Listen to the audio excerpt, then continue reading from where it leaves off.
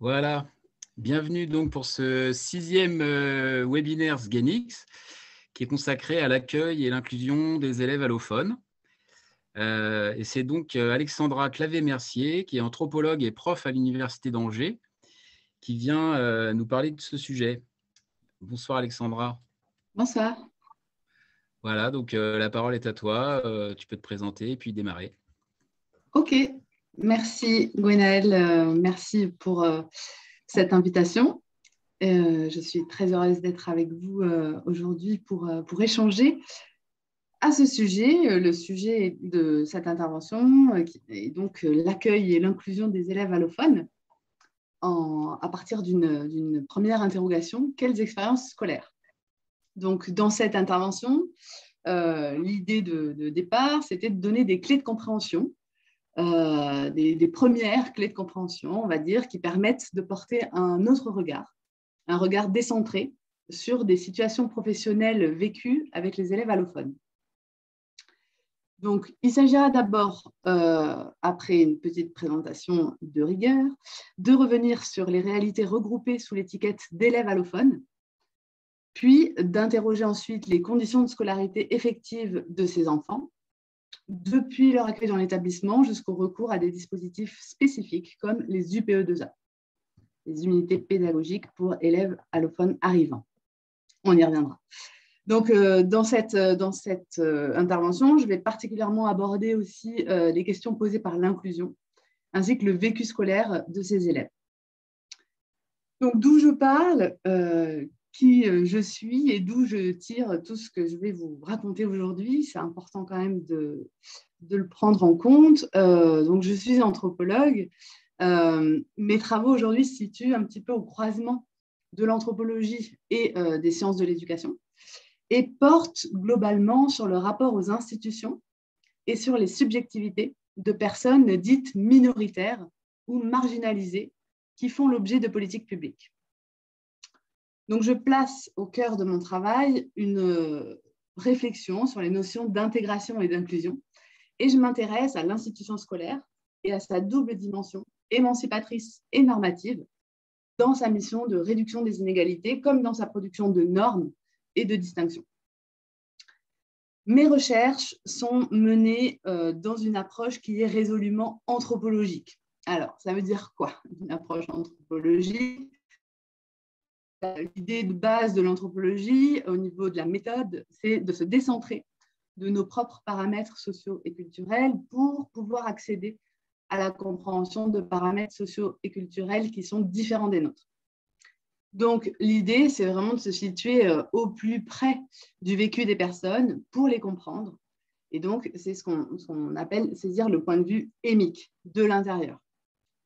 Donc, pour faire ça, on prend le parti d'une approche immersive poussée en passant du temps avec les personnes qu'on essaie de comprendre et en se basant ainsi sur l'idée que c'est la proximité qui favorise la qualité de l'échange, celui-ci étant garant de la fertilité de la recherche. Donc, j'ai fait le choix dans toutes mes recherches d'être le plus possible pleinement avec les gens que j'essaye de comprendre, avec ma différence et ma subjectivité, et non en essayant de mettre celle-ci de côté pour atteindre une quelconque objectivité. Donc, c'est vraiment la spécificité de cette méthode et de cette discipline, d'ailleurs, la méthode faisant pour beaucoup la discipline, avec donc, dans lequel je me suis engagée avec une idée phare qui reste tout au long de mes recherches, quelles qu'elles soient, à savoir que c'est dans l'échange entre humains, échange naturel et spontané, et non dans le rapport artificiel et préconstruit d'enquêteur à enquêté, que réside, pour moi en tout cas, la valeur de la démarche anthropologique. Voilà. Donc, pour le dire plus simplement, c'est ce qu'on appelle une posture compréhensive et réflexive. Concernant mes recherches, donc, sur la gestion de l'altérité, la gestion des vulnérabilités et de l'interculturalité par les institutions du champ socio-éducatif, et tout particulièrement dans l'espace scolaire. Donc, il s'agit à ce titre d'interroger les catégories qui sont utilisées pour nommer certains élèves. Il s'agit aussi de mettre en lumière la diversité des situations locales, d'analyser les pratiques des acteurs concernés et les expériences de scolarité que vivent les intéressés. L'installation des élèves perçus comme éloignés de l'école ou en difficulté, je devrais mettre plein de guillemets autour de ces termes-là, mais aussi la dialectique entre discrimination et reconnaissance constitue vraiment le fil rouge de tous les questionnements que je soulève dans mon travail. Un petit tour rapide des différentes recherches que j'ai menées au sujet, vraiment sur ce sujet-là, autour de l'école, pour que vous puissiez comprendre encore une fois plus précisément d'où je parle. Donc, j'ai réalisé ma toute première recherche il y a 15 ans sur la scolarisation dans les antennes scolaires mobiles pour les gens du voyage français en stationnement précaire. Et c'est de là que tout a commencé. Et puis ensuite, j'ai bifurqué vers la Roumanie où j'ai réalisé là, pendant plusieurs années une recherche ethnographique au sein d'une école de tziganes dans un village en Roumanie. Là-bas, les personnes identifiées comme tziganes entretiennent avec les institutions dont l'école un rapport ambigu, souvent vécu comme problématique, et c'est ça que j'ai essayé de comprendre. En élargissant la focale, par la suite, ma thèse de doctorat en anthropologie que j'ai soutenue en 2014 s'est intéressée aux dynamiques migratoires de Roms bulgares vivant dans les marges d'une grande ville française. Donc là, j'ai analysé la mise en œuvre d'un dispositif d'accompagnement social qui visait l'intégration de ces familles, tout en étant attentive aux expériences des sujets, toujours à leur autonomie et à leur propre forme d'ancrage local. Par la suite, j'ai participé à plusieurs recherches collectives et pluridisciplinaires, dont le programme de recherche EVASCOL, que vous voyez ici, j'ai mis la lumière sur ce programme-là. La recherche EVASCOL qui s'est déroulée entre 2015 et 2018, qui était un programme de recherche porté par le GRAP à l'INSHEA, donc le GRAP, groupe de recherche sur le handicap, l'accessibilité, les pratiques éducatives et scolaires. Cette recherche a été commandée par le Défenseur des droits et s'intéressait à la scolarisation des élèves allophones nouvellement arrivés et des enfants issus de familles itinérantes et de voyageurs, les EFIV. Bon, vous êtes familier des sigles. Si ce n'est pas de cela, d'autres en tout cas, de l'usage des nombreux sigles dans l'éducation nationale. Dans cette recherche, il s'agissait d'approfondir la connaissance des conditions de scolarisation et d'analyser les pratiques pédagogiques mises en œuvre, les parcours de ces élèves et la qualité de leur inclusion. Donc, pour ce faire, la méthodologie mise en œuvre, je fais toujours un focus là-dessus, mais c'est une méthodologie assez similaire finalement qui est mise en œuvre que j'ai pu mettre en œuvre dans le cadre d'autres projets de recherche. Donc là, il s'agissait de comprendre, je vous l'ai dit, le fonctionnement, les modalités, les enjeux d'une scolarité quand on était enfant allophone nouvellement arrivé. Pour beaucoup, les enjeux d'une scolarité en UPE2A. Et l'idée, c'était de comprendre ça de l'intérieur, c'est-à-dire en portant une attention particulière aux perceptions et au vécu des différents acteurs concernés, que ce soit les élèves, les enseignants et les parents. Donc, la méthodologie mise en œuvre va s'apparenter à ce qu'on appelle une enquête ethnographique, c'est-à-dire en conjuguant des observations régulières pendant 1 an pour cette recherche-là uniquement, dans et autour de 2 UPE2A du premier et du second degré, en participant à des projets au sein de ces dispositifs, à des sorties scolaires, en rencontrant de manière répétée dans le temps et en réalisant des entretiens plus formels avec des enseignants, des parents et des élèves, et en mettant en œuvre aussi tout un panel de méthodes collaboratives et participatives, notamment en s'appuyant sur des supports visuels visant à permettre l'expression des élèves, d'élèves qui, donc, pour beaucoup, ne parlaient pas ou pas beaucoup le français. Et donc, il s'agissait de trouver d'autres méthodologies adaptées et innovantes pour leur permettre de s'exprimer à leur manière. Donc, c'est à partir de toutes ces expériences-là que je puise les éléments et les réflexions que je vais partager avec vous aujourd'hui.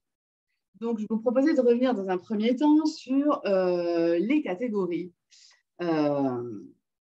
Les multiples catégories qui existent autour des élèves allophones.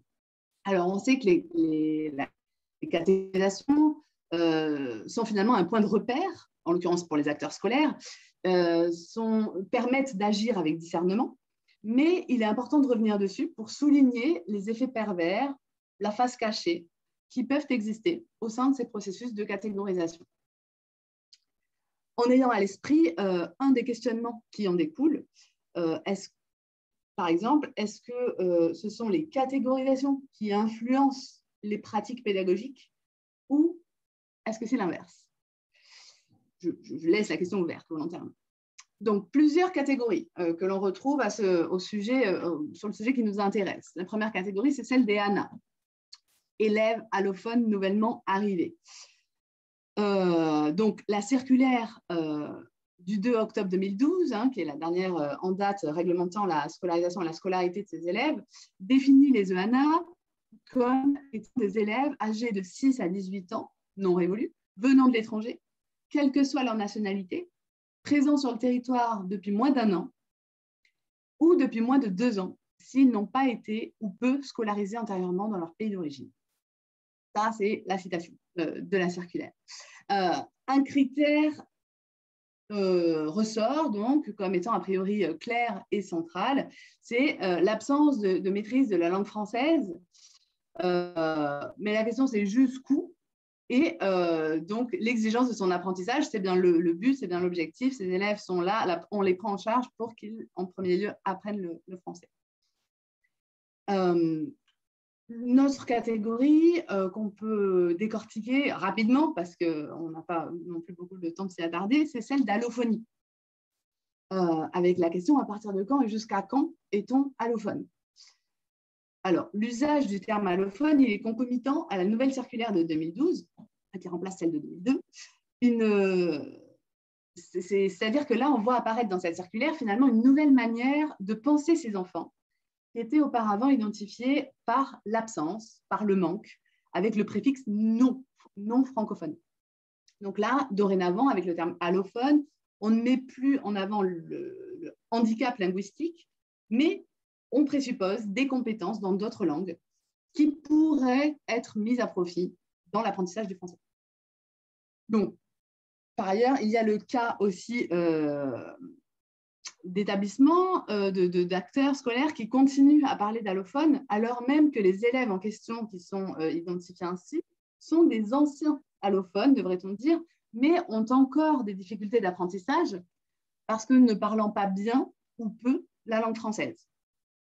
Donc la question, c'est jusqu'où peut-on être N plus quelque chose, puisqu'on parle donc de N plus 1 quand il y a plus d'une année de présence en France, N2, plus 3, etc., qui sont parfois identifiés et comptabilisés en tant que tels dans certains établissements.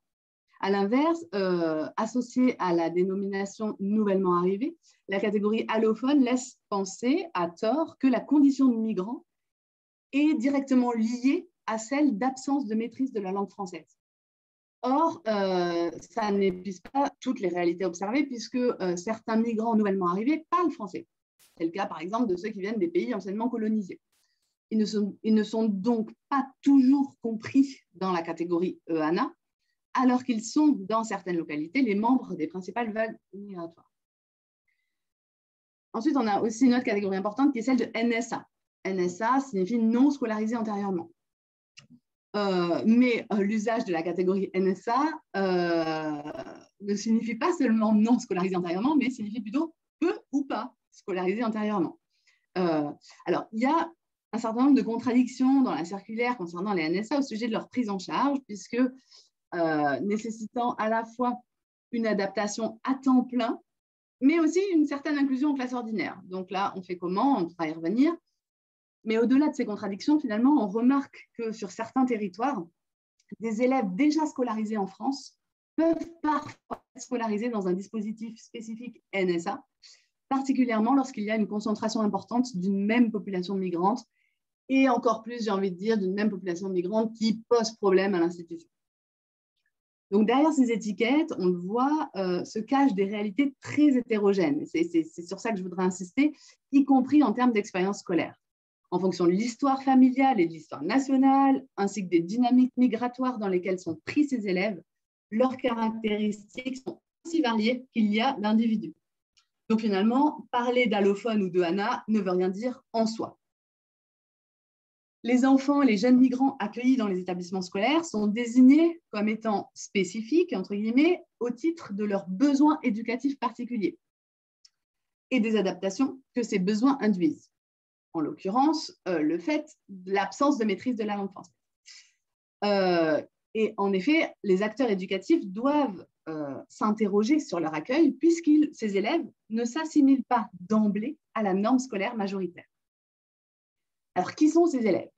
Ils viennent d'aires géographiques et linguistiques diverses. Ça peut donner lieu à des groupes très hétérogènes ethniquement et linguistiquement. Par exemple, arabophones et créolophones peuvent côtoyer des élèves maliens parlant le bambara dans certains territoires. Ou au contraire, leur regroupement dans certains établissements peut constituer des concentrations ethniques. C'est le cas, par exemple, de Roms, Roumains ou Bulgares, ou de populations du sous-continent indien, par exemple, là aussi en fonction des territoires. Pour comprendre qui sont vraiment ces élèves et dans quels contextes familiaux et sociaux ils s'inscrivent, l'approche anthropologique, par l'immersion, le temps passé, des liens de confiance établis, par l'écoute, mais aussi les projets artistiques menés dans le cadre de la recherche sont précieux, puisque c'est ainsi qu'il a été possible finalement de mettre au jour des formes d'expression des subjectivités et des formes d'expression aussi de l'expérience migratoire de ces élèves. Donc, par exemple, pour faire pour vous proposer des petites vignettes et donner un peu de chair à ce que je dis, on peut prendre l'exemple de Veneta, une collégienne de 14 ans, qui revient très souvent sur l'incarcération de son père et les soucis que ça lui cause au quotidien, dans sa vie quotidienne, en dehors de l'école, car elle doit endosser le rôle d'interprète, maîtrisant un peu le français, pour sa mère et ses frères et sœurs. Ou alors, on peut citer le cas de Nancy et sa petite sœur qui n'a jamais vécu avec elle. Nancy, elle a 8 ans, elle est née en Bulgarie, elle a toujours vécu au Portugal, après sa naissance en Bulgarie, avant de venir en France avec ses parents et son petit frère qui, lui, est né au Portugal. Elle raconte qu'elle a une petite sœur qui est en Bulgarie avec ses grands-parents. Celle-ci ne les a jamais suivis, ni au Portugal, ni en France. Elle ne peut pas en dire plus. Il est clair que nombre d'enfants ont connu des parcours de vie sinueux dans lesquels ils ont parfois du mal à se retrouver ou à voir clair. C'est ce qu'on peut voir, par exemple, à travers le cas, la petite étude de cas que je vous propose ici, qui est celle d'Abdoul, que vous pouvez lire à votre guise. Par ailleurs, les conditions d'accueil et de vie, mais aussi des conditions d'accueil en tant que de la famille, au-delà de l'élève, en tant que migrant, et les conditions de vie de ces migrants ont aussi un impact très clair sur la scolarisation. Beaucoup de situations précaires sont couplées à l'allophonie. On peut prendre l'exemple de Zaprinka, collégienne, qui exprime ses difficultés à trouver le sommeil à cause de sa vie dans un squat bruyant en raison des modes de vie des personnes qui s'y trouvent à l'instant T. La plupart du temps, on est donc loin de certaines situations qui sont souvent celles qui sont données à voir de manière grand public, j'ai envie de dire, en raison de leur aspect folklorique ou en raison de leur aspect interculturel léger, si on peut dire. C'est par exemple, comme c'est le cas, je trouve, dans le film que vous connaissez peut-être pour certains d'entre vous, La Cour de Babel, donc qui est un film qui présente justement, un film documentaire qui présente la scolarisation de certains jeunes collégiens migrants, mais dans le 10e arrondissement de Paris. Donc, ce n'est pas n'importe où non plus. Et donc, ce film, je souhaite quand même attirer votre attention là-dessus, par exemple, n'est pas représentatif de l'ensemble des situations vécues par les élèves qu'on appelle EANA ou allophones. Alors, quelle scolarité pour ces élèves? Au niveau institutionnel, la circulaire de 2012 dont j'ai parlé, donc qui définit l'organisation de la scolarité et de la scolarisation des EANA, précise que tout enfant allophone arrivant est scolarisé dans sa classe d'âge, d'une part, et peut bénéficier, enfin je devrais dire doit être scolarisé dans sa classe d'âge, et peut bénéficier d'une adaptation de sa scolarité par des aménagements ou des dispositifs particuliers, envisagés de façon temporaire, limitée dans le temps, l'objectif étant toujours l'inclusion complète en classe ordinaire. Là, il n'y a pas de doute là-dessus. Et il n'y a pas de doute là-dessus, et c'est même en fait la modalité principale de scolarisation et en même temps l'objectif de celle-ci, cette inclusion. On y reviendra. Il faut souligner là le rôle des CASNAV, donc des centres académiques pour la scolarisation des élèves allophones nouvellement arrivés et des élèves issus de familles itinérantes et voyageurs, qui, je cite la circulaire, a vocation à contribuer à l'évaluation des compétences linguistiques et à la définition des structures les mieux adaptées. Donc, je n'ai pas le temps de détailler, il a fallu faire des choix, je n'ai pas le temps de détailler ici tout le parcours de l'évaluation des élèves et le parcours de l'affectation et du positionnement dans les établissements puis dans des classes. Mais je voulais quand même souligner que les affectations de ces élèves sont effectuées après des passations de tests, de bilans, pour certains en langue maternelle de scolarisation, dans le but de déterminer au mieux le niveau de l'élève et de le positionner en fonction. En grande partie, dans la plupart des territoires, les CASNAV jouent ici un rôle très important, puisque c'est eux, finalement, c'est les membres des CASNAV qui réalisent pour beaucoup ces tests-là. Il convient de rappeler aussi que les affectations en question sont souvent temporaires, puisqu'elles fonctionnent pour une année, le temps d'inscription en UPE2A, en dispositif spécifique, quand il existe ou quand il est possible. Puisque les textes officiels préconisent une année d'enseignement intensif en UPE2A. Et donc, ça peut aller jusqu'à deux années, mais ça veut dire quoi? Ça veut dire qu'il n'est pas rare, au final, que l'élève qui aurait été inscrit ailleurs que dans son établissement de rattachement administratif le rejoigne l'année suivante, une fois sa prise en charge en dispositif spécifique effectuée. Donc, ça montre déjà une première expérience potentielle de changement d'établissement plus fréquente que pour d'autres élèves. Dans certaines académies, le critère d'affectation dépend, dans la majorité des cas, autant du secteur de résidence que de l'existence d'une UPE2A au sein d'une école de secteur. Finalement, si aucun dispositif n'existe dans le secteur de résidence, les enfants sont inscrits dans une école qui ne dispose pas du PE2A.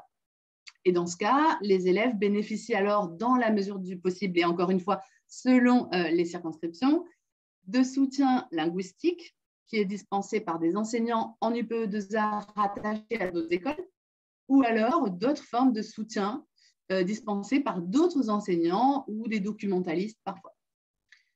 Donc, on voit là déjà, dans ce que je vous dis, j'essaye de dégager des grandes tendances, mais en fait, ce n'est pas évident parce qu'on a pu observer avec des collègues, donc, notamment dans le cadre de ce programme de recherche EVASMOL, une hétérogénéité très, très importante en fonction des académies sur le pilotage en fait, les pilotages académiques concernant la scolarisation de ces élèves et l'existence et une grande diversité aussi dans l'existence ou non de dispositifs spécifiques de scolarisation pour ces élèves allophones arrivants.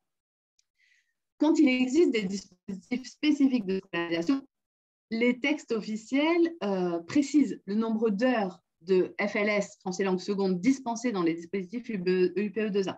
Donc, le nombre d'heures donné, le nombre d'heures minimum qui est donc demandé, c'est celui de 9 heures hebdomadaires dans le premier degré et de 12 heures hebdomadaires dans le second degré.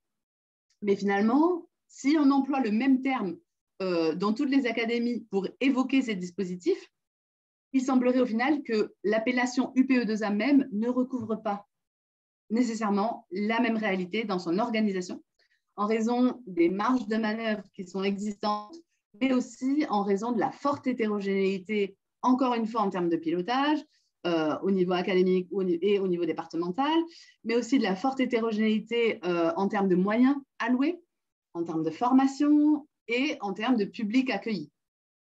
Donc, tout ça fait que finalement, il y a une très, très grande diversité des situations, des parcours, et qu'en fait, encore une fois, être élève allophone ou accueillir un élève allophone, ça ne veut pas du tout dire la même chose en fonction d'où on parle sur le territoire et dans quel maillage on s'inscrit.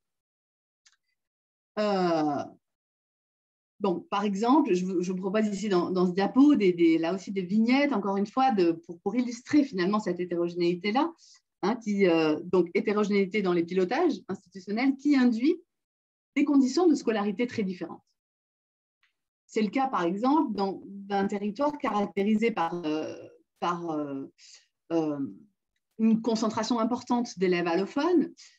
Et donc, sur ce territoire, on retrouve dans une école, territoire urbain, on retrouve dans une école plusieurs élèves âgés de 7 à 10 ans qui sont scolarisés quasiment à temps plein dans l'UPE2A, sauf pour l'EPS et les arts plastiques, là où ils rejoignent leur classe d'inclusion ou autrement appelée classe de référence ou classe ordinaire.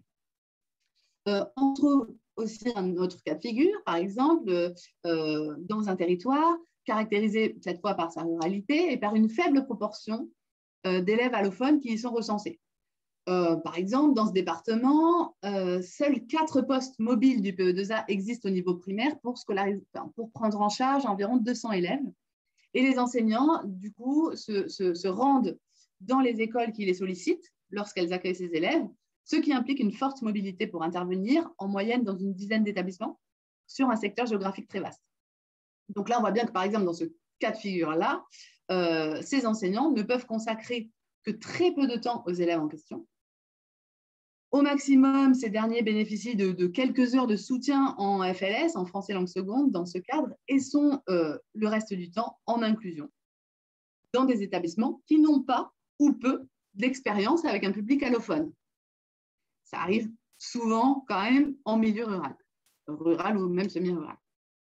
Donc, la prise en charge de ces élèves migrants s'effectue dans ces cas-là, dans ces cas de figure, par le biais finalement d'un bricolage, et là le terme n'est pas péjoratif, hein, un bricolage basé sur les bonnes volontés de personnes, souvent non formées, mais qui trouvent là l'occasion d'expérimenter de nouvelles formes de pédagogie.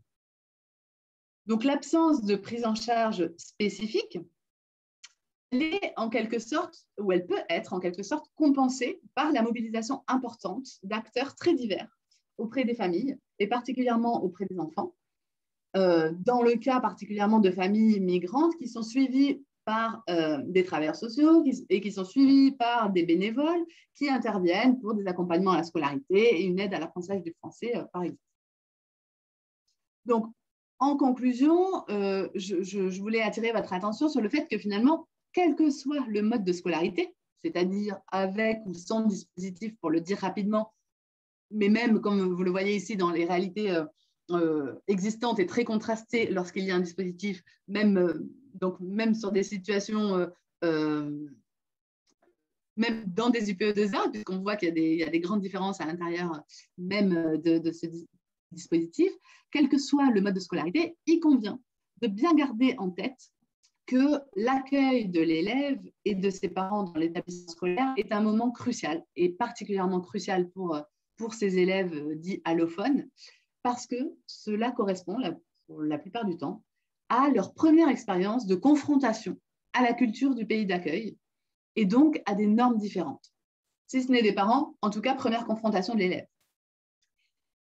Et ça ressort beaucoup en se mettant à l'écoute des élèves en question. Et c'est ce qu'on peut voir, par exemple, à travers ce dessin qui a été réalisé par Suzanne Tan, un élève qui vient du Sri Lanka, et qui montre bien que la nourriture de la cantine et ses spécificités sont importantes et reviennent souvent dans les propos des élèves lorsqu'il leur est demandé de se rappeler leur première journée à l'école. Parce que là, c'était par exemple la consigne de l'atelier dans lequel ce dessin a été réalisé. Je voudrais aussi insister sur un autre point, qui est l'importance de permettre un lien concret avec l'école par le biais d'un acteur éducatif. Et là, je repense à un enseignant du PE2A, NSA, donc ces dispositifs visant à scolariser des élèves allophones peu ou pas scolarisés antérieurement, qui comparait la scolarité effective de ces élèves pris en charge dans le dispositif avec ceux qui sont scolarisés en ordinaire. Pourquoi les autres sont scolarisés en ordinaire, avec le même profil, hein, tout simplement parce que sur certains territoires, il n'y a pas assez de place dans les dispositifs. Et cette comparaison qu'il effectuait était largement à la défaveur de ces derniers, de ceux qui étaient scolarisés en ordinaire. On le voit dans sa citation. Et en fait, que je vous laisse lire, ou peut-être je lis avec vous d'ailleurs. Donc, il disait, ici, la communauté bulgare turcophone est très importante. Et donc, il y a aussi des élèves non scolarisés antérieurement, qui sont scolarisés dans l'établissement. Donc, ils sont très, très regroupés. Sur tous les temps libres, ils sont entre eux. Et puis, il y a un fort taux de déscolarisation pour les enfants scolarisés dans les classes traditionnelles, plus que dans ma classe. Parce que moi, je suis référent. Donc, ils savent que je vais téléphoner. Donc, il me semble que cette citation est très intéressante et elle est assez parlante. Et on a retrouvé ça, moi j'ai pu retrouver l'idée qu'il y a derrière dans nombre de situations. C'est qu'en fait, l'assiduité de ces élèves en dispositif et la réussite de leur scolarisation tiendrait donc en grande part à la référence que constitue ce dispositif et son enseignant, ainsi qu'à la petite taille du dispositif, qui permet finalement aux élèves comme à leurs familles une compréhension plus aisée du système scolaire français, mais aussi un encadrement de meilleure qualité, en tout cas de proximité. Et c'est ce que montre aussi, à contrario, le cas d'une élève qui était passée par une UPE2A classique, puis l'année d'après, scolarisée dans l'ordinaire, en bénéficiant, parce que c'est possible aussi, là aussi en fonction des territoires, de quelques heures de soutien en FLS, mais en mode beaucoup plus saupoudrage. Et cette élève-là, lors de cette scolarité dans l'ordinaire, eh bien, donc cette deuxième année de scolarisation en France, eh bien, le père a été convoqué au collège pour la première fois, suite à 94 demi-journées d'absence de sa fille, et convoqué, je dis bien, pour la première fois, c'est-à-dire que c'était sa première rencontre avec l'établissement scolaire de sa fille, suite à 94 demi-journées d'absence.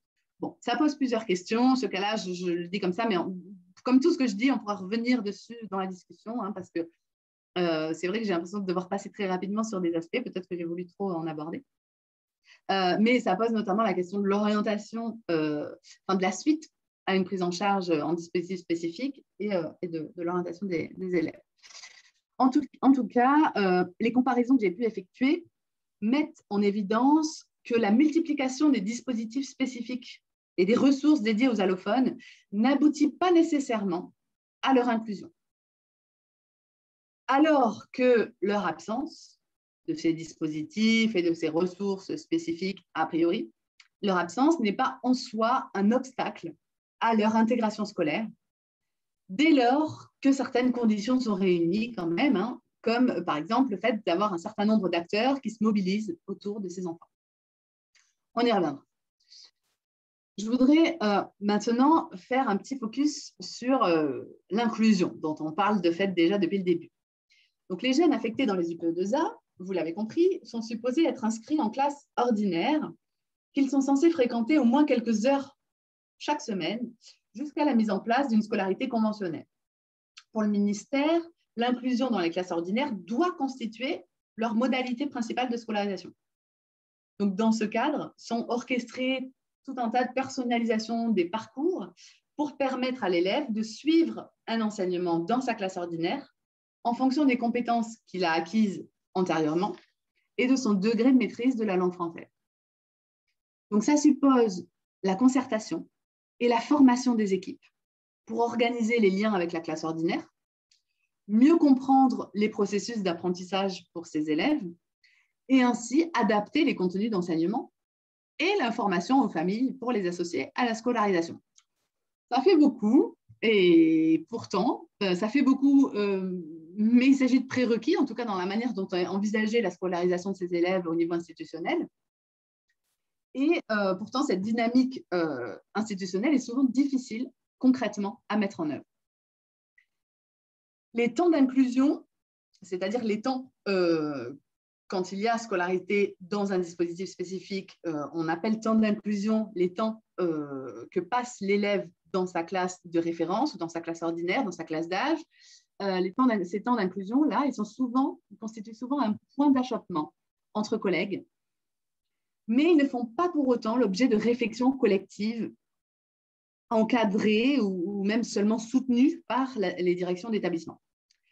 Aussi, les difficultés qui sont mises en avant se résolvent-elles la plupart du temps par le relationnel et non de façon institutionnelle.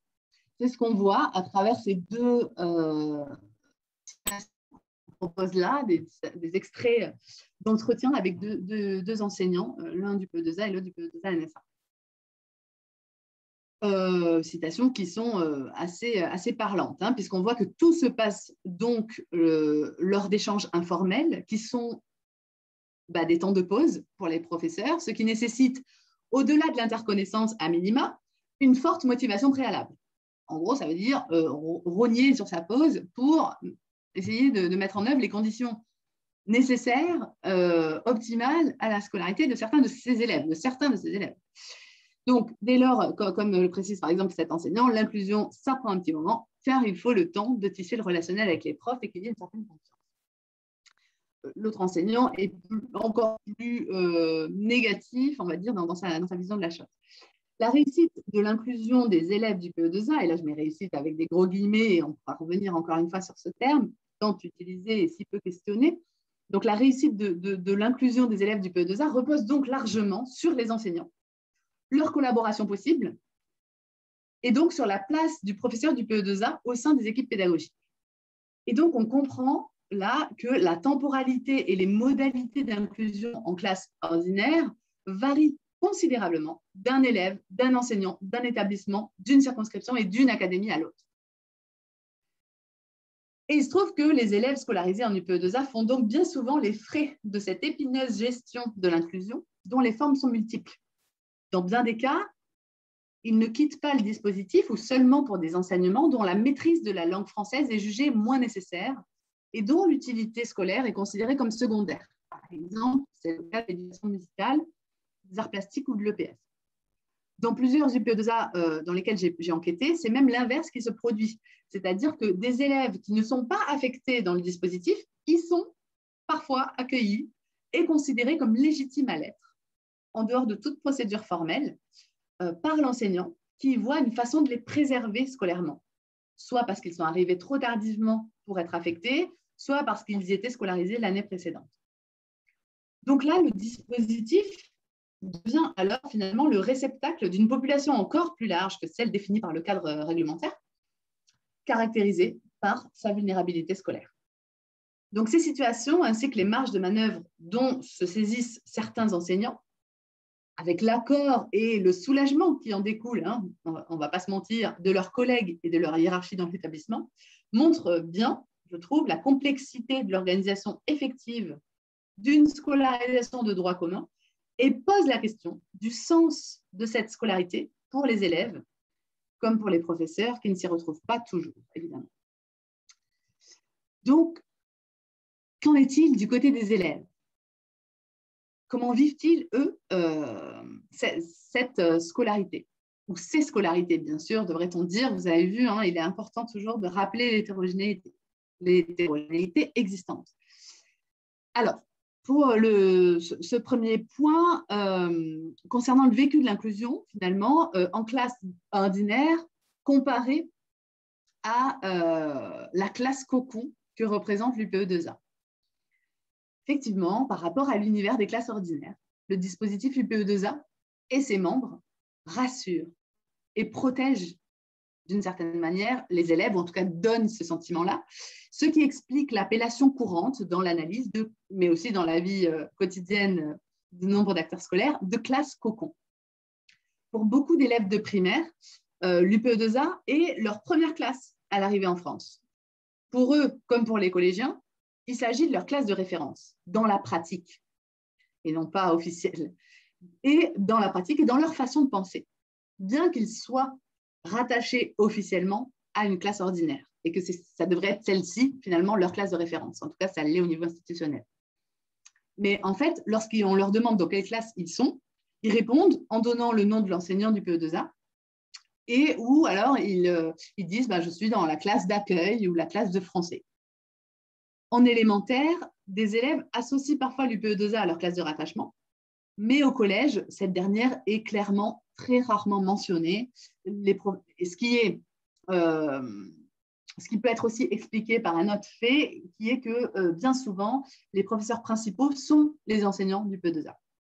Donc cet aspect cocon, prodigué par la scolarisation du PE2A, est clairement apprécié par la plupart des élèves. Et il peut aussi participer d'une angoisse plus forte à l'idée de sortir du dispositif, sortir du cocon. Que ce soit au primaire ou au collège, la plupart des élèves ne souhaitent pas aller en inclusion, comme ils disent, parce que c'est bien souvent le terme qui est utilisé à la fois par les enseignants et les élèves. Donc, les élèves invoquent alors le fait qu'ils ne comprennent pas ce qui est dit ou qu'ils n'y font rien, ou alors qu'ils ne s'y sentent transparents. Ainsi, chaque tentative des acteurs scolaires pour les faire sortir du dispositif se traduit finalement par des réticences de leur part. Par exemple, sur le trajet depuis la salle du PE2A NSA à une autre salle, visant à rejoindre des élèves d'une autre classe pour un projet, une élève dit clairement « Moi, je n'aime pas aller dans une autre classe avec les autres pour cette activité ». Ces réticences sont souvent mal vécues par l'enseignant du PE2A qui pense pourtant favoriser leur sortie du dispositif en organisant des projets. Et là, en l'occurrence, l'enseignant lui répond « Ça ne sert à rien de mettre en place des projets avec vous. C'est comme donner de la confiture à des cochons. » Mais dans le même temps, l'enseignante les rassure en valorisant leurs compétences. « Vous parlez mieux français, vous devriez être fiers. » Dans un autre collège, lorsque des temps d'inclusion sont organisés, ces temps-là font l'objet des mêmes réticences.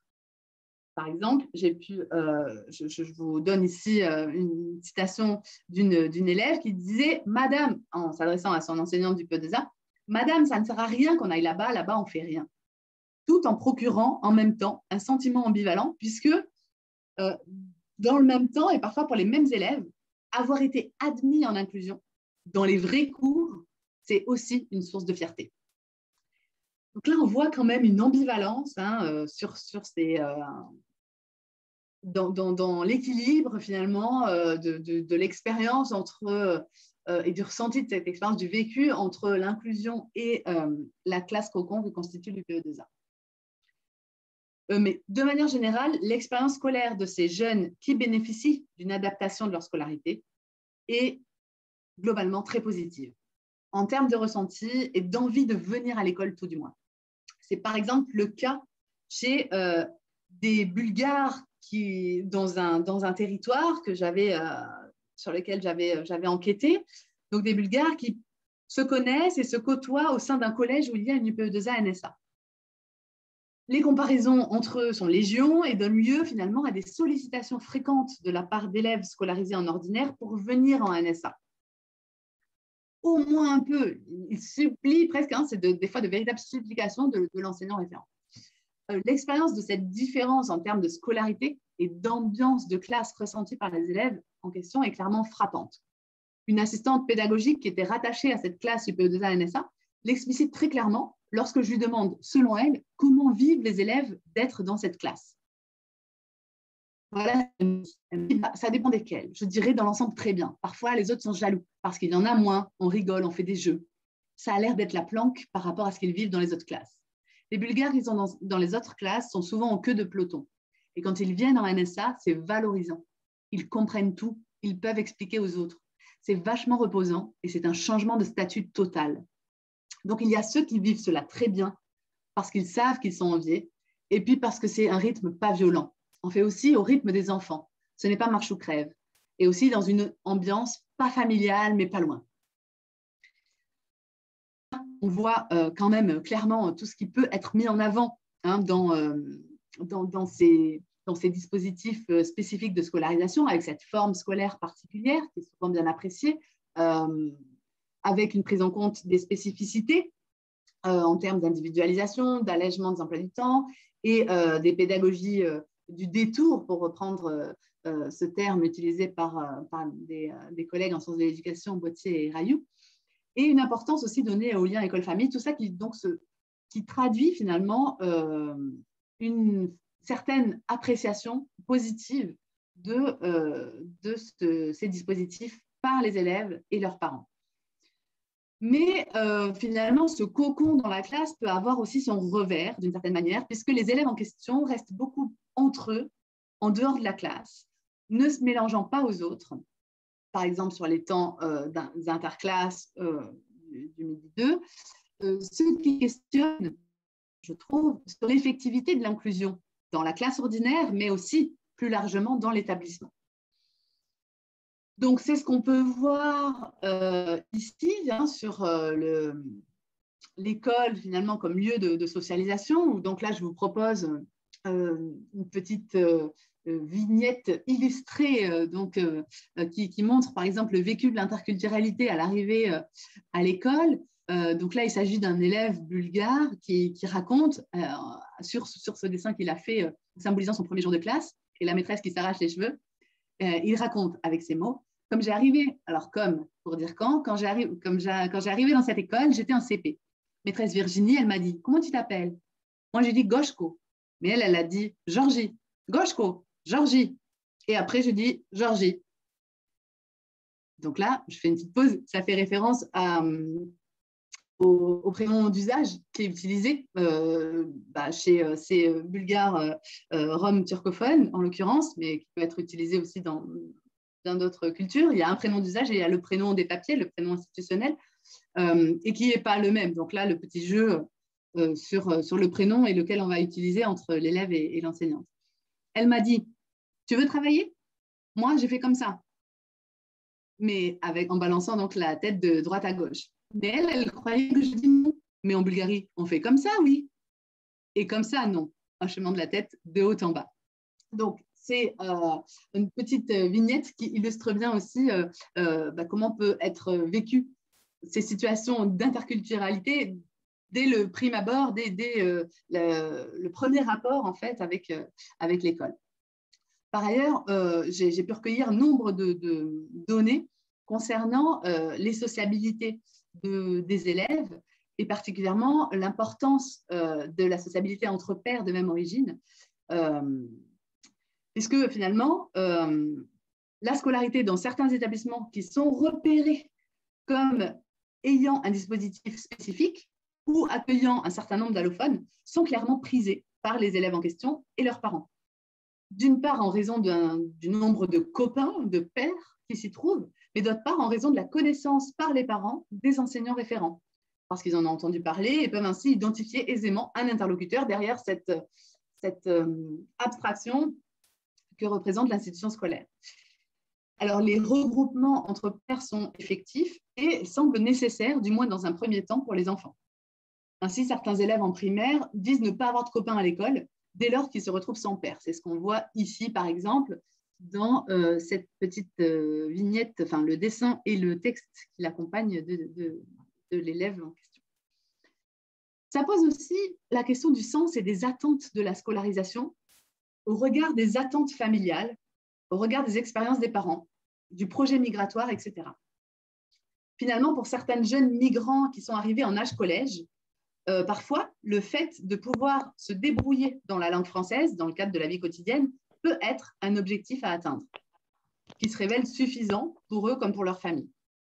Et ça ne correspond pas nécessairement aux attentes scolaires qui se focalisent, par exemple, sur le fait de parler correctement.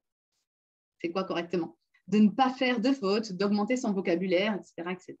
Donc, je trouve qu'il pourrait être intéressant de prendre en compte l'importance des enjeux, des environnements familiaux et amicaux, et plus largement aussi de l'expérience et des dynamiques migratoires, puisque tout cela nous invite à considérer plus amplement la question du sens de la scolarisation pour ces jeunes, pour pouvoir les accompagner au mieux. Donc, je ne sais pas trop où j'en suis au niveau du temps, parce que je sens que je m'étale. Ça va? Ou non, ça ne va pas trop? J'ai pris beaucoup de temps. Je peux passer. C'est très intéressant.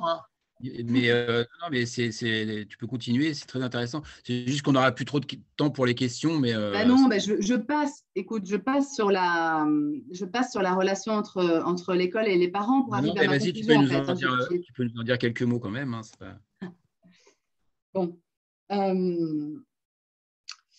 C'est une autre difficulté en fait qui est là lorsqu'on parle des élèves allophones, mais au final, pas seulement. Hein, là aussi, vous l'aurez compris finalement, je pense que les élèves allophones et les questionnements en fait, qu'on peut avoir sur les élèves allophones peuvent nous éclairer et nous dire beaucoup de choses sur euh,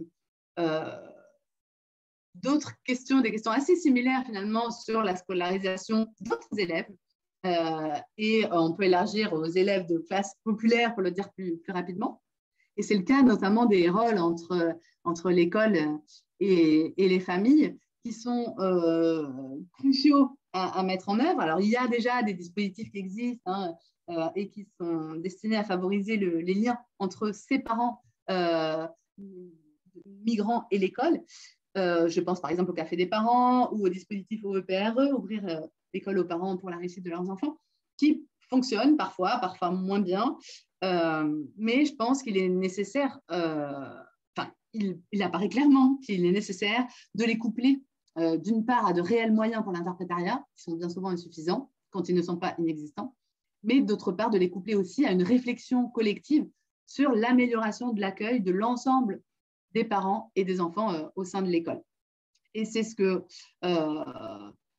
c'est un des points de conclusion et de préconisation, si on peut dire, que je pourrais faire, avec d'autres comme le fait de donner les moyens aux acteurs scolaires de se coordonner pour accueillir ensemble de manière réfléchie et organisée, mais aussi comme l'amélioration de la communication entre acteurs scolaires et la mise en œuvre aussi à l'extérieur des établissements, la mise en œuvre de partenariats. Et je terminerai sur ce point qui m'est cher. Donc, c'est pour moi une des pistes à envisager pour améliorer l'accueil et la scolarisation de ces élèves et consiste à inscrire de manière plus claire et plus centrale l'inclusion des élèves dans les projets d'établissement et de la mettre vraiment au travail, cette inclusion. Parce que je pense qu'il conviendrait notamment de réfléchir à la question du décalage entre inclusion scolaire et inclusion sociale, en se demandant finalement que favoriser pour l'élève. Je laisse la question ouverte. Et ça fait écho en fait aux enjeux de l'inclusion, entre l'injonction à l'inclusion, donc par le haut, et entre les expériences de l'inclusion, d'une certaine intégration effectuée par le bas, si on peut dire. Et donc, ce qui fonctionne, en fait, là, les enfants finalement reproduisent ce qui se passe pour les adultes, c'est-à-dire ce qui fonctionne, c'est finalement quand on envisage l'intégration de l'autre comme un projet collectif, un défi et une fierté, plutôt que comme une injonction faite à la personne de se plier à une norme. Voilà, je terminerai là-dessus. Je suis désolée d'avoir dépassé le temps. Je vous remercie pour votre attention, pour ceux qui n'ont pas été rebutés par la longueur de mon propos. Et voilà, je vous propose des pistes d'articles que j'ai pu écrire ou auxquels j'ai pu participer pour aller plus loin. Et on peut faire une place, même petite, aux échanges, j'espère. Oui, oui, oui. Merci beaucoup en tout cas. Hein. Ouais, c'est très court, c'est très frustrant à chaque fois, hein, mais c'est le but un peu de l'exercice. Ça donne envie peut-être de t'inviter pour une journée ou qu'on pourra faire en présentiel, comme on dit maintenant. Ah ben oui. Voilà, parce qu'en fait, une journée sur l'inclusion, les inclusions, parce que ça fait écho à plein d'autres choses, tout ce que tu dis là, puis l'accueil de tous les élèves finalement. Si vous avez des questions, vous pouvez les poser dans le chat. Ça sera possible de réécouter. Oui, c'est enregistré. Donc, les lectures que tu nous proposes, on pourra les mettre sur notre site. Hein. Tu pourras nous les donner là. Cette diapo là, on pourra la mettre aussi. Il n'y a pas de souci. On pourra. Aussi, le but, c'est de donner envie d'aller plus loin. Moi, je vais en poser une en attendant qu'il y ait quelqu'un qui en mette une dans le chat. Moi, ça m'a fait penser, tu parlais de l'importance du premier contact, hein, l'importance essentielle. Et ouais, ça paraît logique. Et je me dis que ça pourrait nous dire plein de choses sur notre culture scolaire, enfin, d'écouter ça, la grande richesse que ça pourrait être, quoi, d'écouter ça. Moi, je me souviens d'une élève de SECPA. Hein, moi, j'ai enseigné pendant 20 ans en SECPA et il y avait une élève qui venait d'Espagne et qui nous avait dit en Espagne, il n'y a pas de SECPA et ici, on me traite d'handicapé. Voilà. Alors, bon, bah, on s'était dit, ah oui, tiens, une élève pourtant dans la même situation en Espagne n'a pas vécu la même chose. Donc, je me suis demandé, est-ce qu'il y a quelque part un recueil de ces premières impressions qu'on pourrait consulter ou de travaux qui ont été faits là-dessus parce que c'est vraiment, ça doit être très parlant, quoi, de voir ce qu'ils perçoivent dans leur arrivée comme ça dans une école française. Oui, alors à ma connaissance, mais elle est loin d'être globale, il n'y a pas de publication ou oui, non, qui regrouperait comme ça un recueil des premières impressions d'élèves migrants à leur arrivée dans une école française. Mais dans le cadre du programme de recherche Evascol, c'est ce qu'on avait essayé de faire. C'est comme ça que je peux vous donner quelques éléments à ce sujet aussi. Mais finalement, ce programme était tellement riche finalement qu'on n'a pas, on aurait pu écrire un article dessus, rien que sur ce sujet-là, mais on ne l'a pas fait. On ne l'a pas fait. Moi, au niveau local, ce que j'ai pu faire, parce que comme je vous le disais, au niveau méthodo, ces expressions des élèves de ces élèves-là ont pu être recueillies en prenant appui sur des projets menés en co-construit avec des enseignants du PE2A. Et dans le cadre de certains de ces projets, notamment c'est le cas par exemple sur les petites vignettes que je vous ai montrées avec les dessins et les textes qui les accompagnent, il y a eu des expositions par exemple de ces productions d'élèves. Il y a eu des petits films aussi réalisés, mais bon, ça n'a jamais eu d'envergure nationale et ça n'a jamais été destiné non plus à être diffusé à grande échelle. Donc non, mais après, c'est sûr que c'est riche, c'est extrêmement riche, en tout cas. Et avant même le contenu, on peut remarquer que les élèves sont très contents qu'on leur donne la parole, en fait, et qu'on les écoute sur ce sujet. Et finalement, ce qui est rarement fait, en fait. Ouais. Est-ce que vous savez si ça existe ailleurs, ce type de dispositif, dans d'autres pays ou vous avez pu comparer avec d'autres Alors, moi, je n'ai pas donné de dimension comparative à ce travail-là, tout simplement parce que on ne peut pas tout faire, à la fois aller en profondeur dans les situations qu'on essaye d'observer et de comprendre en y passant le plus de temps possible et s'en extraire. Ouais. Voilà. Donc, ça pourrait être fait en faisant dialoguer les travaux avec ceux d'autres collègues.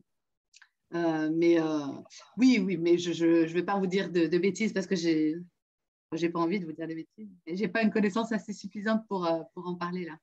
Ouais. Et alors, la situation différente, là, tu parlais de ça, là, enfin, c'est très différent d'un territoire à l'autre, apparemment, d'un département à l'autre, d'une académie à l'autre. Ça, en tant que syndicat, nous, on peut se poser la question, est-ce que c'est une volonté vraiment politique de moyens, tout simplement ça tient à quoi, ça c'est c'est-à-dire, c'est une marotte tout à coup d'un recteur, est-ce que tu saurais dire ça, Ouais. ou c'est quelqu'un qui prend le projet à un moment puis qui se dit ça c'est pas assez traité parce que des fois ça tient juste à ça, un inspecteur d'académie qui se dit c'est ça. Ça tient beaucoup à ça. Donc c'est un peu dur de dire ça parce que ça veut dire que ça repose beaucoup sur des personnes finalement. Et puis d'ailleurs on le voit dans certains territoires, quand les personnes en question en charge du dossier ou qui ont pris le dossier à bras le corps s'en vont, il y a tout qui peut s'effondrer assez rapidement. Ça dépend sur quoi ça repose en fait. Mais oui, il y a beaucoup de ça. Et puis, ça peut des fois être lié aussi à des vagues migratoires, en l'occurrence, et quand il y a un accueil important, quand il y a une arrivée importante de migrants, jugée importante, de migrants sur un territoire, par exemple, à travers aussi des dispositifs d'hébergement et de logement, donc tout un maillage institutionnel concernant l'accueil et l'accompagnement de ces familles migrantes qui se met en place sur un territoire, ça peut aussi donner une impulsion pour organiser et mettre des moyens finalement dans la scolarisation de ces élèves-là. Mais oui, ça tient beaucoup. C'est beaucoup de politique. Un témoignage dans le chat là d'une collègue qui dit qu'on a oublié que les élèves arrivent avec un bagage culturel très riche finalement et qui parlent plusieurs langues. C'est vrai qu'on est encore un peu dans une logique de non francophone. T'en parlais au début. Ouais. C'est ça, on se dit qu'il leur manque quelque chose en oubliant. Moi c'était pareil avec les élèves de SECPA. On s'était rendu compte en les interviewant que certains parlaient 1, 2, 3 langues. Et qu'en fait, on n'avait pas du tout exploité ça. On était passé complètement à côté en le mettant pas. Et tu aurais vu la fierté dans leur regard quand on mettait ça. Oui. Ouais, c'est vrai en que avant. Et du coup, ça rejoint aussi ce que dit donc Peggy un peu dans le même sens, qui dit si on envisageait un enseignement plurilingue et interculturel dans le cursus scolaire des élèves ordinaires, j'imagine, comme on dit, l'inclusion des élèves allophones serait certainement vécue différemment. Oui, c'est clair. Ça, c'est clair. Mais il faudrait… oui, ça, c'est sûr. La reconnaissance de linguistique, il y a encore beaucoup de chemin à faire là-dessus. Et même au niveau interculturel aussi. Mais au niveau interculturel, j'ai envie quand même de faire une petite précision. Il faudrait quand même dépasser, dans ce cas, ce qu'une collègue, Nathalie Auger, avait appelé la pédagogie couscous, quoi. C'est-à-dire le fait ça part d'une bonne intention, généralement, mais le fait de reconnaître les différences culturelles des élèves en leur faisant faire des projets ou en essayant de faire du lien avec les parents, en leur faisant faire des projets autour de leur culture d'origine et des projets qui les enferment d'une certaine manière dans cette culture-là. Souvent à partir du plat, d'un plat traditionnel, d'un conte ou de choses comme ça, de chansons. Il faut trouver le juste équilibre et c'est ça qui n'est pas évident entre, je pense, entre prendre appui sur la singularité de l'élève, ça peut être culturel mais pas uniquement, j'ai envie de dire, pour le valoriser, mais sans l'enfermer, quoi. J'ai vu qu'il y avait quelqu'un qui levait la main. Une autre collègue qui… Ah oui, Véronique Couvreur. C'est ce que tu veux, Véronique, prendre la parole, vas-y. Salut. Bonjour. Alors moi, je suis enseignante en UPE2A. J'étais très contente de pouvoir entendre tous tes propos, Alexandra, parce que en plus, je sors d'une journée où j'ai fait passer des examens aux mineurs et puis aux gamins pour le diplôme de la langue française, le DELF. Je pense effectivement que le lien avec les familles, le lien au sein des établissements ou des écoles, le lien entre les enseignants et les enseignants de la classe d'inclusion et l'enseignant UPE2A, où qu'il soit basé, parce qu'en fait, moi, je regroupe des enfants de plein d'écoles différentes en fait, dans mon dispositif. Et vraiment, ce qui fait fonctionner les choses, quoi. Et pour rebondir sur ce que vous évoquiez par rapport à la valorisation des langues, etc., je ne sais pas si tu connais, Alexandra, mais il y a une association qui s'appelle Dulala, d'une langue à l'autre. Tu connais, à Montreuil. Et je trouve que le principe de Dulala est quand même très intéressant. Et ça peut être fait par n'importe quelle classe, qu'elle soit ordinaire d'inclusion ou une PE2A ou un centre social. C'est de créer une histoire où chaque langue est valorisée.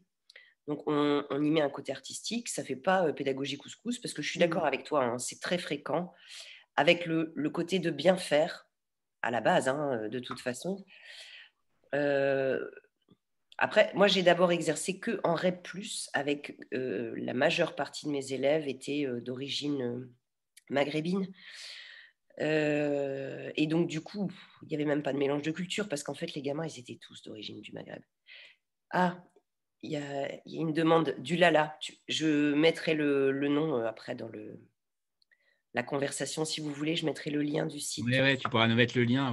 Ouais, carrément. Et je voulais revenir aussi sur les disparités qu'on évoquait d'une académie à l'autre et puis rebondir sur ce que disait Gwenaëlle. Bah ouais, c'est pas normal. C'est pas normal qu'il y ait des absences de prise en charge, qu'il y ait des espèces de de non prise en compte de cette allophonie de la part des académies. C'est quand même très, très dommage parce qu'au-delà d'être prof UPE2A, je suis aussi au SGAN CFDT depuis très longtemps. Et je trouve que c'est vraiment une question qui doit nous animer parce qu'on a eu le témoignage d'une collègue qui disait ah ben, les UPE2A sont en train de fermer parce que on est avec le Covid dans des situations sanitaires où on ne peut plus les regrouper. Enfin bref, on subit aussi en le premier degré, je parlais notamment. Tu saurais dire, toi, Alexandra, si les Pays de Loire sont plutôt bien lotis, on va dire ça comme ça, en la matière ou... De mémoire, déjà, c'est un territoire sur lequel il y a peu d'élèves allophones, si on le compare à l'ensemble de la France. Ouais, on n'est pas un endroit qui accueille énormément. Ouais. C'est mineur, vraiment. Hein. Enfin, non, je parle sur votre gouverne. Mais, oui, mais non, mais bien sûr, on n'est pas à Montpellier. On n'est pas, oui. Ouais, moi, je suis dans le Nord-Pas-de-Calais. Hein, donc, dans le Nord-Pas-de-Calais, il y en a quand même pas mal puisqu'ils se rapprochent pour pouvoir passer en Angleterre pour beaucoup. Ou alors, ils viennent de la Belgique. Mais effectivement, on ne parle pas du tout de la même chose. Hein, dans le Finistère, ils sont peut-être moins... ouais. Et bon, ça n'empêche que tu as quand même montré que ça peut être aussi une question dans un village qui en a quand même. Enfin, je veux dire, ce n'est pas parce qu'on a 200 élèves seulement sur le département qu'il ne faut rien faire. Enfin, c'est ça aussi parfois. Oui. C'est sûr. Oui, pardon, Véronique. Non, je voulais rebondir dans le sens... je vais faire mon micro comme ça ne va pas faire d'écho. Je suis tout à fait d'accord. Oui, je voulais dire, c'est vrai que moi, j'avais vu ça en enquêtant à la base sur, par exemple, sur le programme de réinstallation. Je m'étais aperçue de ces réalités-là dans des recherches qui n'avaient pas l'école comme objet principal, en fait. Et en enquêtant sur l'accueil et l'hébergement de migrants dans les campagnes, et notamment dans le cadre du programme de réinstallation du HCR, par exemple, et sa déclinaison dans des départements ruraux. Et c'est là que j'avais constaté l'innovation et les multiples bricolages que devaient mettre en place finalement nombre d'établissements et d'acteurs scolaires. Et c'était loin d'être inintéressant. J'ai dû résumer, évidemment. Hein, mais... Oui, non, mais c'est parce que ce que je trouve intéressant aussi dans le propos, c'est que c'est comme dans toute inclusion, en fait, ça fait réfléchir à la pédagogie pour tous les autres élèves. Ça, tu l'as souligné, et ça, c'est très intéressant, parce qu'en fait, finalement, ça fait faire des transferts, d'une certaine manière. Ouais. Alors, il y a Peggy qui dit que dans la Sarthe, les dispositifs sont très pauvres. La question aussi est posée pour les maternelles. Est-ce que l'accueil, tu as pu voir qu'il était fait l'UPEA, c'est une question. Il n'y a pas d'UPE2A en maternelle. Ouais, voilà, tout le monde dit non. La réponse est dans le... Oui, c'est ça. Et mais peut-être la confusion vient de mon usage très aléatoire des termes élémentaires et primaires. J'ai encore du progrès à faire. Hein. Mais... apparemment, c'est bien ça. Si tu as dit élémentaire, c'est bien ça. Bon, non, mais peut-être que j'ai pu dire primaire. Mais non, en maternelle, il n'y a pas de... l'idée, c'est il n'y a pas du tout d'adaptation, puisque le principe, c'est celui de la scolarisation dans le bain, qui est celui de la maternelle avec la forme scolaire qui est celle de la maternelle et qui peut donc, sur les questions d'acquisition du langage, tout ça, convenir à ces élèves-là, pour le dire vite. Ok. Bon, écoutez, on va te laisser conclure, parce que normalement, on tient 1 heure, donc on a déjà un peu dépassé. Et puis, on va laisser les gens sur leur faim, et puis on va leur donner rendez-vous pour une prochaine, puisqu'on a mis l'eau à la bouche de beaucoup. Voilà. Avec plaisir. Vous avez dans le chat la référence qui est donnée la collègue, du Lala, mais qu'on remettra aussi sur le site avec la rediffusion et avec toutes les références qu'Alexandra a bien voulu nous donner. Voilà, c'est un petit mot à dire pour conclure, Alexandra.